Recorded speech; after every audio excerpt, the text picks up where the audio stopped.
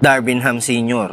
Well, gaano nga ba siya kahusay mga boss bilang head coach at isang basketball player noon?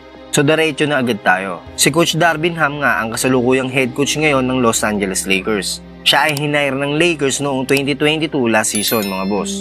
Medyo madami pa nga naging duda sa kanyang kakayahan. Nahawakan ng isang powerhouse team na ito na full loaded nga ng mga superstar. Mayroon din mga nagalit na fans sa ginawang desisyon na ito ng Lakers. Dahil nga daw ito sa baguhan pa nga lang si Darvin Ham sa pagiging isang head coach.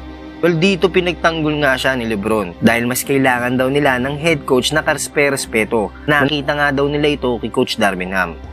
Siya daw yung tipo ng head coach na mamomotivate ka at minsan hindi nga pinapansin ang bawat pagkakamali ng isang player. Bagkus palalaksin pa nga ang kumpiyansa mo sa loob ng court. So medyo balik muna tayo mga boss sa nakaraan. Si Coach Darvin Ham nga ay isa ding former basketball player. Noong 1996 NBA draft, siya ay isang aspiring college player na nagmula noon sa Texas Tech na sinubukan ng kapalaran na makapasok sa NBA. Subalit ng gabing yun ay hindi nga natawag ang kanyang pangalan. Sa college ay nakilala siya bilang isa sa pinakamagaling na dunker. Mas lalo pa siyang sumikat nang mabasag niya ang backboard noon sa kanyang isang slam dunk attempt. Kaya nabansagan siya dito ng dunking Darham. O kung minsan naman ay ham slam switch. Nangyari ito sa laban ng Texas Tech at North Carolina noong 1996 NCAA tournament. Dahil sa isang follow-up dunk nga na ito ay nagawa niya mabasag ang backboard. Hindi nga ito malilimutan magpahanggang ngayon, lalo na ni Anton Jamison. Dahil that time mga boss, si Jameson ang isa sa mga player na sumabay dito kay Darvin Ham para pigilan ang powerful dunk na yon at nag-iwan ito ng isang peglat sa braso ni Jamison dahil tinamaan siya ng debris ng backboard nang mabasag ito. Dahil sa dunk na yon ay na-feature si Darvin Ham bilang cover ng magazine ng Sports Illustrated at sa laban na rin yon ay natalo ng Texas Tech ang North Carolina na nagresulta nga sa pagkalaglag nito. Nagpaabante naman sa Texas Tech papuntang Sweet 16. Sa loob ng 90 games niya sa college ay nag-average siya ng 8.1 points, 5.1 rebounds, 1.4 assists, 22 minutes per game.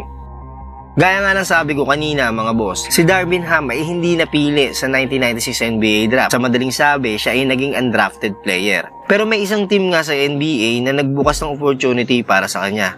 Ito ay ang Denver Nuggets. Pero tumagal lang siya dito ng kalahating season. Sa puntong ito, dito na nagsimula ang kanyang pagiging isang journeyman sa NBA na kada taon ay naililipat siya ng team. Dahil na rin sa kanyang limited action sa loob ng court na hindi nga siya masyadong nagagamit bawat team na kanyang mapuntahan. Noong 1997 slam dunk competition, isa siya sa mga kalaban noon ni Kobe. Subalit first round pa nga lang ay nalaglag na agad siya na nakuha ni Kobe ang titulo na ito bilang slam dunk champion. Tumagal ang karir ni Darvin Ham sa NBA mga boss ng halos 9 na taon mula 1996 hanggang 2005. Sa loob yan ng magkakaibang team at hindi biro mga boss ang makaabot sa ganung katagal ng isang player sa NBA na halos pabaksak na ang karera. Dahil nga doon ay nagpang-abot pa nga silang dalawa ni LeBron. Makailang ulit pa nga silang nagkaharap. Hindi mo nga aakalain na magiging head coach pa siya ngayon ni King James. Taong 1999 nang mapunta siya sa Milwaukee Bucks. Dahil sa kanyang mga powerful slams, he became a fan favorite na manlalaro ng Bucks. Isa rin siya sa mga naging pundasyon ng isang konsepto ng play na kung tawagin ay hammer play. Dahil malimit nga itong ginagawa at na-execute niya ng perpekto at tama. 2000 NBA season naman mga boss, na kahit siya isang role player lang ay maswerte namang napunta siya sa bakuran ng Detroit Pistons. Dahil dito niya nakuha ang kanyang kaisa-isang NBA title kontra noon sa Los Angeles Lakers. Well, ito na rin ang kahuli-huli ang team ni Darvin Ham sa NBA. Noong January 17, 2006 ay napadpad naman siya sa PBA mga boss para sa kupunan ng Token Tex Phone Pals bilang import para maging replacement nga dito kay Damian Cantrell.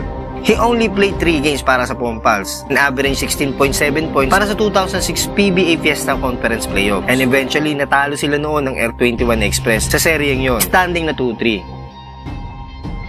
Matapos nga nito ay naglaro naman siya sa NBA D-League na NBA G-League na kung tawagin sa ngayon para sa kupunan ng Austin Spurs. Sa NBA D-League rin nagsimula ang karir niya bilang isang pagiging coach. Dito ay hinawakan niya ang Thunderbirds ng 1 taon bilang assistant head coach. Nakalaunan ay siya na rin ang naging head coach nito. October 2011 naman, nang siya ay maging isang assistant coach at player development ng Los Angeles Lakers. Dito ay personal siyang pinili noon ni Coach Mike Brown para ipagkatiwala sa kanya ang trabahong ito.